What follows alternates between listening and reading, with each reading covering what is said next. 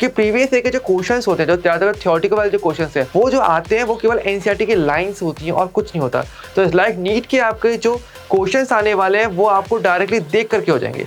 नए पैटर्न की बुक ही लेनी चाहिए, हमेशा जो लेटेस्ट बुक है वही लेनी चाहिए। चेंजेस के अकॉर्डिंग अगर आप अपनी स्टडी नहीं करोगे या बुक्स उसके अकॉर्डिंग चूज नहीं करोगे तो भी आपको बहुत ज़्यादा प्रॉब्लम फेस करना पड़ सकता है एग्जाम्स के टाइम पे।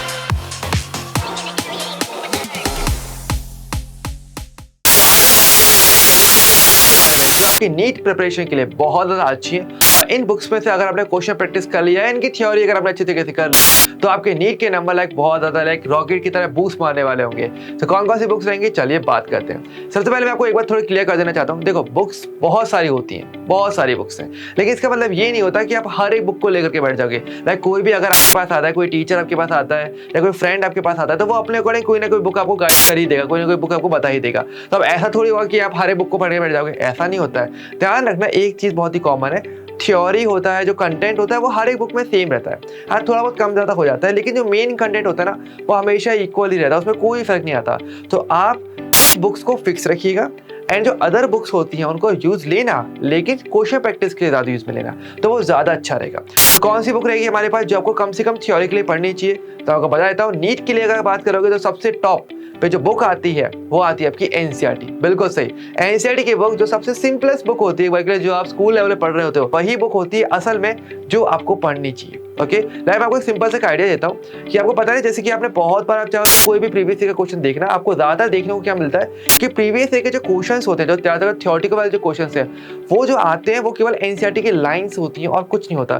तो आप चाहो तो ट्राई करके देख लेना, ज़्यादातर जो आपके क्वेश्चंस होंगे थ्योरेटिकली वो सारे एनसीईआरटी की लाइंस होगी, तो आपको एनसीईआरटी पे ही सब कुछ मिल जाता है। अगर आपने एनसीईआरटी अच्छे से लाइन टू लाइन पढ़ी ना, तो इस लाइक नीट के आपके जो क्वेश्चंस आने वाले हैं वो आपको डायरेक्टली देख करके हो जाएंगे। लेकिन इसके लिए बहुत ज़्यादा जरूरी है कि आप एनसीईआरटी अच्छे से पढ़ो, अच्छे से मतलब लिटरली बहुत अच्छे से, क्योंकि उसके एक एक लाइन में इतने क्वेश्चंस हो सकते हैं जो आप सोच भी नहीं सकते हो। इतने शानदार शानदार क्वेश्चन आते हैं और हमें ऐसा लगता है कि यार किसी रेफरेंस बुक से होंगे या कहीं बाहर से दे हो, नहीं, ऐसा कुछ नहीं होता। सब कुछ एनसीईआरटी के अंदर ही आता है। इवन जितनी जो रेफरेंस बुक बनी है, आपने कभी सोचा है उसमें जितने भी चैप्टर्स हैं, टॉपिक्स हैं, वो सारे एनसीईआरटी पर बेस्ड ही होते हैं, बस उसको थोड़ा सा डिटेल में बताते हैं। लेकिन वो प्रॉब्लम की बात नहीं होती, वो आप कर सकते हो। अगर आप एनसीईआरटी अच्छे से पढ़ लोगे, उसकी लाइन समझ जाओगे, तो आपको सब कुछ पता हो जाएगा। ओके, हालांकि ये मैं जरूर चाहूँगा कि आप कहीं ना कहीं जब भी पढ़ो हमेशा डिटेल स्टडी पढ़ो, लेकिन सब कुछ एनसीईआरटी पर बेस्ड ही पढ़ना, या एनसीईआरटी को पहले सबसे पहले कवर करना, वो कर लोगे काम हो जाएगा। ओके, इसके अलावा मैं मानता हूँ बात करें क्वेश्चन प्रैक्टिस के लिए, तो क्वेश्चन प्रैक्टिस के लिए एनसीईआरटी में क्वेश्चन थोड़े कम हो सकते हैं कि जितना ज्यादा क्वेश्चन प्रैक्टिस करोगे उतना परफेक्ट बनोगे। लाइक प्रैक्टिस मेक्स परफेक्ट वाली चीज होगी।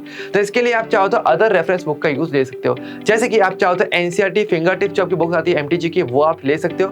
उसमें आपके पास प्रीवियस ईयर के क्वेश्चंस भी मिल जाते हैं एंड साथ ही साथ जो आपको लेटेस्ट पैटर्न के क्वेश्चंस है वो भी मिल जाते हैं। हालांकि एक बात जरूर ध्यान रखना, लेटेस्ट एडिशन ही लेना, ये मत करना कि हाँ भाई पुरानी बुक्स ले जा रहे हो तो आपको वहाँ पे नए क्वेश्चंस नहीं मिलेंगे, नए पैटर्न के क्वेश्चंस नहीं मिलेंगे। इसलिए आपको हमेशा नए पैटर्न की बुक ही लेनी चाहिए, हमेशा जो लेटेस्ट बुक है वही लेनी चाहिए, ताकि आपको वहाँ पे नए पैटर्न के क्वेश्चंस मिल जाए, तो वो आपको ज़्यादा हेल्पफुल होते हैं। ओके, इसके अलावा आप चाहो तो ऑर्गेनिक, इनऑर्गेनिक और फिजिकल में भी आप अलग अलग बुक्स ले सकते हो जस्ट फॉर गाइडेंस के लिए, जिससे आप भटकोगे नहीं और आपको हमेशा एक क्लियरिटी रहेगी माइंड में कि हाँ भाई यहाँ से प्रैक्टिस और कर सकते हैं। जैसे कि अगर बात करेंगे ऑर्गेनिक केमिस्ट्री के लिए, तो आप ले सकते हो MS चौहान। वहाँ पर अगर देखोगे तो आपको काफ़ी अच्छे जो क्वेश्चन है आपको मिल जाते हैं अलग अलग लेवल पे। लेवल 0 भी आपको मिल जाएगा, जो बहुत ही बेसिक वाला होता है, फिर लेवल 2, 3 वो आपको मिल जाते हैं, जिससे आप अच्छी प्रैक्टिस और कर सकते हो।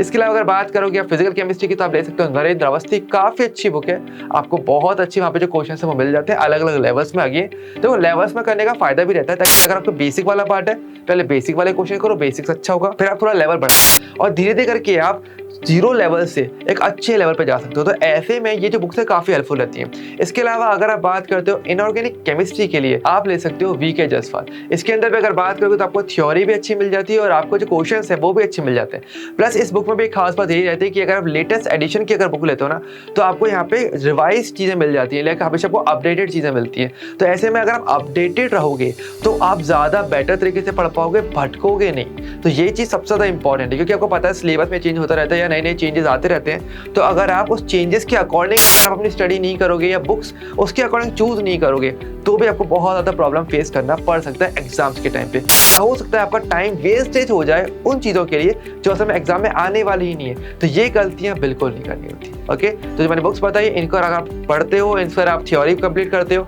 और अपने क्वेश्चन प्रैक्टिस ज़्यादा से ज़्यादा करते हो तो आपको बहुत ज़्यादा फायदा होने वाला होगा। तो इनको जरूर अच्छे से करना। ओके, और इसी प्रकार की और जो वीडियोस है वो भी आपको हमारे चैनल पे मिल जाएंगे, तो वहाँ पर जाके जरूर चेक करना। कोई और अगर आपकी प्रॉब्लम हो तो वो भी आप मुझे बता सकते हो कमेंट सेक्शन में, मैं जरूर उसके लिए वीडियो बनाऊंगा। जल्दी मिलेंगे नेक्स्ट वीडियो में, तब तक के लिए bye bye and take care.